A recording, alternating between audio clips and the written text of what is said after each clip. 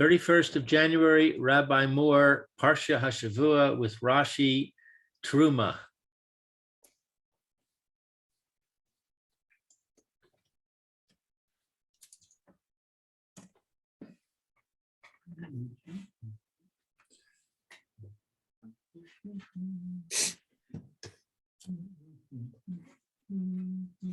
How you doing? Okay. Good afternoon, Yechiel. Okay. Organized the missing link. Yes. Hi, guys. Oh, Yechiel, it's good to see you. Good to see you tonight. Well, then you are. Wow, Baruch Hashem. Before Shlema. Yes, thanks.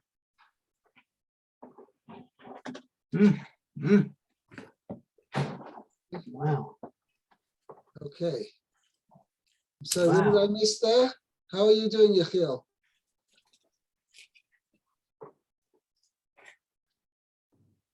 How are you? Feeling better? We're working on exercises to improve the pain. Right. Okay. Let's Wow. go. Hi, Steve. Okay. I think, Lou, you had quite finished the Rashi on Pasuk. We're in Parsha's Teruma. And we were up to, we were on Pasuk Dalet. Yeah. Usacheles, turquoise wool. Cheles is right. Teruma Tzavua.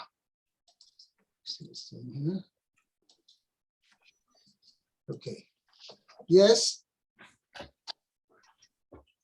Yeah, I think we already read Temer Tzavua Kedam Chilazon.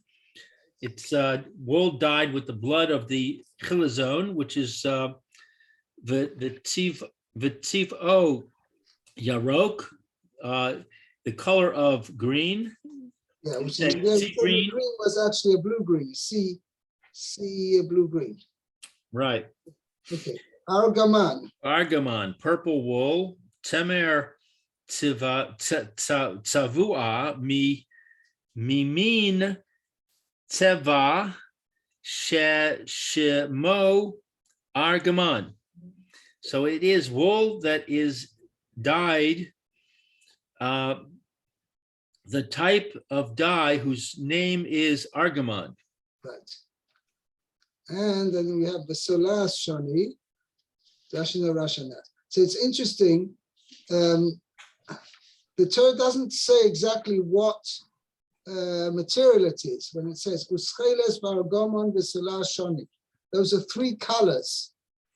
But it doesn't say, even though it mentions the three colors, it doesn't say what material. So that's what Rashi fills in over here. It means temer. And the Gemara, I can't remember exactly how the Gemara learns that out.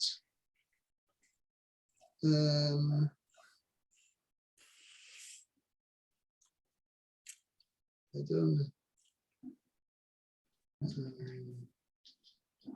Yeah.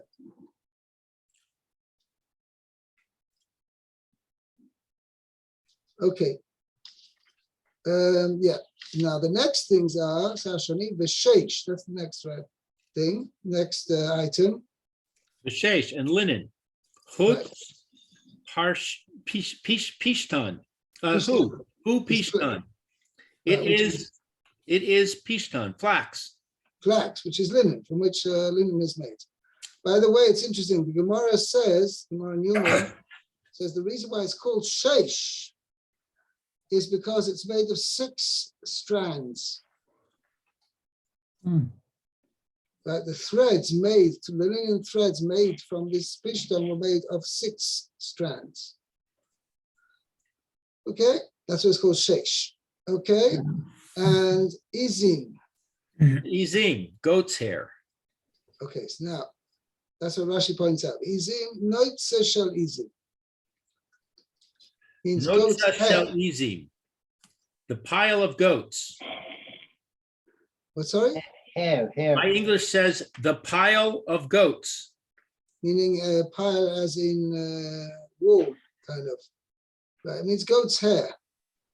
Notza is actually not feathers, but it means the thing is that the reason why the Mara makes a distinction that wool has a unique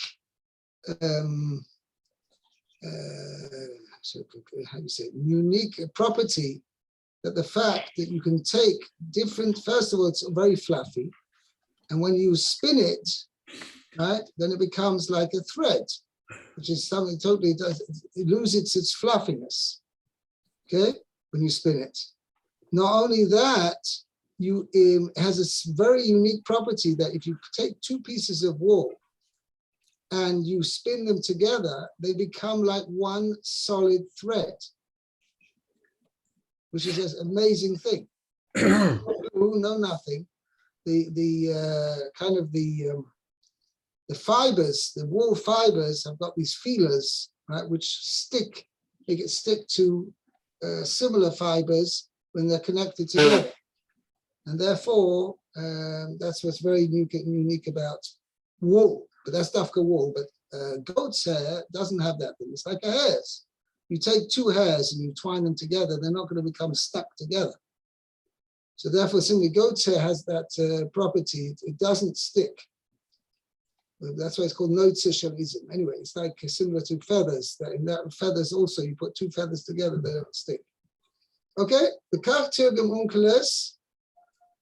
L'chach tirgam unkeles ume'azeh. Ume'azeh, which means it's from goats.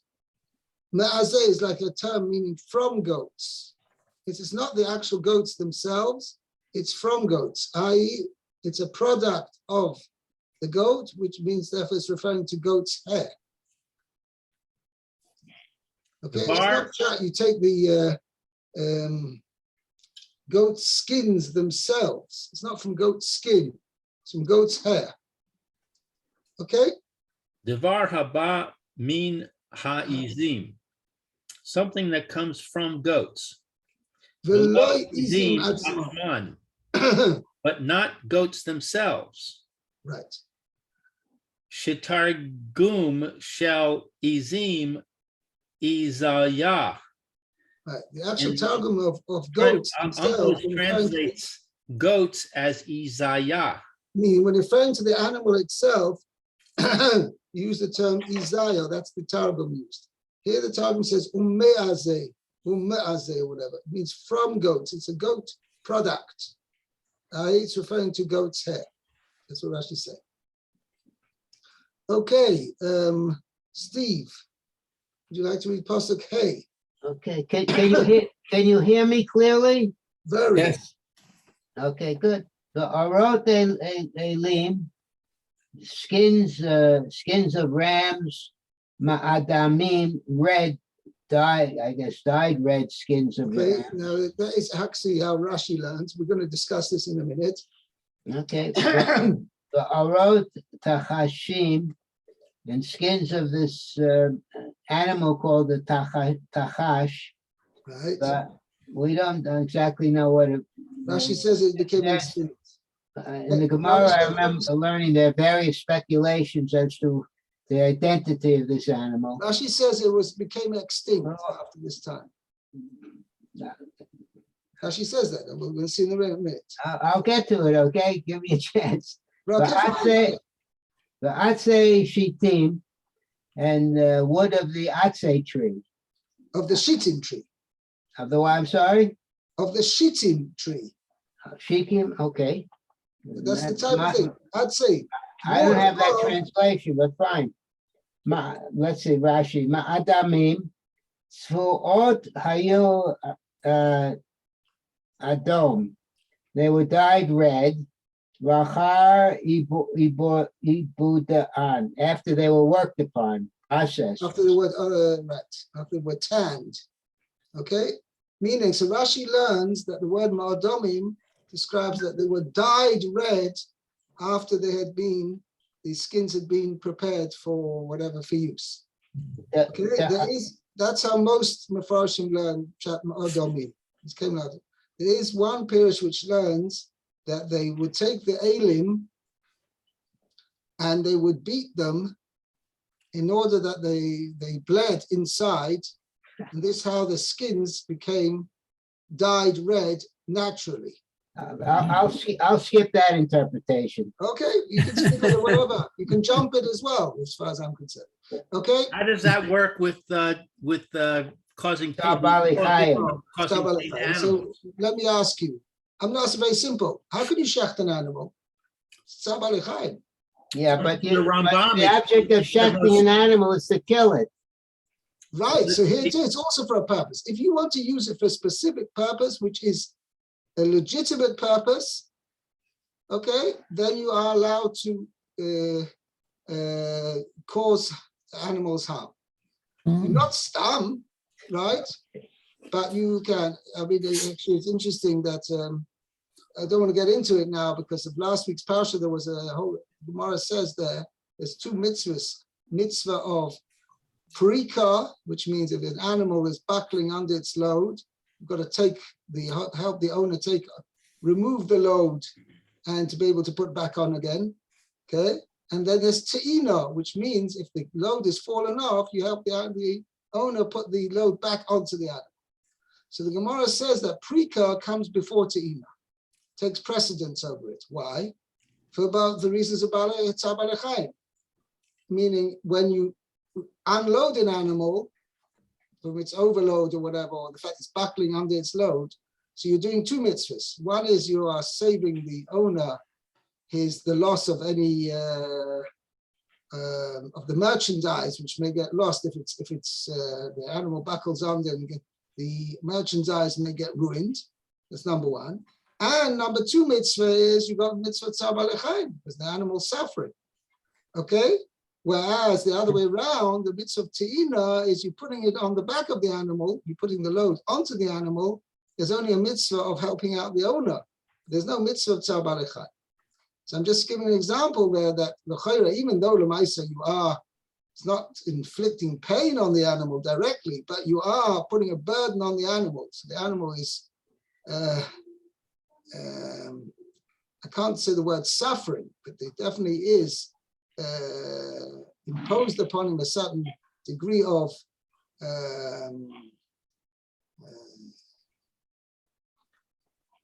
how should I say it? Certain another word for suffering, lesser than suffering. But it's a component. Look, all that is very good, but since we're presented with several possibilities of the scenario, including the one from Rashi, which says that they were dyed red, it seems after they were. Well, see, there's a problem with Rashi's explanation. This explanation is because it should have said Oyrais. Yeah, it's going on the ore, right, on the skin, right. If the way the pasuk reads is Oyrais, the skins are reddened rams. Look, if you want to argue with Rashi on this, I'm not arguing Rashi. I'm just saying this Rashi learns the way he learns. Okay, the thing that Rashi. I would rather take that or some of the other possibilities rather than the one you brought up. Whatever. Okay, Techashim. Again, we don't know the identity. Them, I remember that Aryeh Kaplan gave several possibilities what this animal might have actually been. Some say it was a unicorn. Rashi says Minha Chaya is a kind of animal. Below Haita Ella L'Sha'a, and it only existed at that time. The Habe Givanim Hayula, it had a lot of colors. Lakach Mertugam. Therefore, it's translated as Sasnuna. Many colors. Sas Goina, it's a gimel. Sas Goina. Yeah, I think it means like, so Rashi explains, shesasim umitpa'er. Shesasim It's a funny way, but anyway, my translation I see says rejoiced and prided itself. B'givanim sheloi, with its different colors. Nanin shelo, and its many colors. Okay. And Rashi says atse shitim, this type of wood. Umin haya lachem perush rabbi tanchuma. One second. That's Shittim. In fact, Rashi in Rosh Hashanah, in the Gemara in Rosh Hashanah, in fact, the Gemara in Rosh Hashanah says that Shittim is a kind of cedar wood. Okay. Rashi in Rosh Hashanah gives a French word, pin, which is pine. Okay, some question this because pine is not a very hard wood. We expected hardwood to be used in the Mishkan. And nevertheless, Rashi does give that translation of this word shittim as pine. But anyway, Rashi later says arazim, but okay, we'll get to it. Perush Rabbi Tanchuma, Yaakov Avinu Safa Baruach HaKodesh.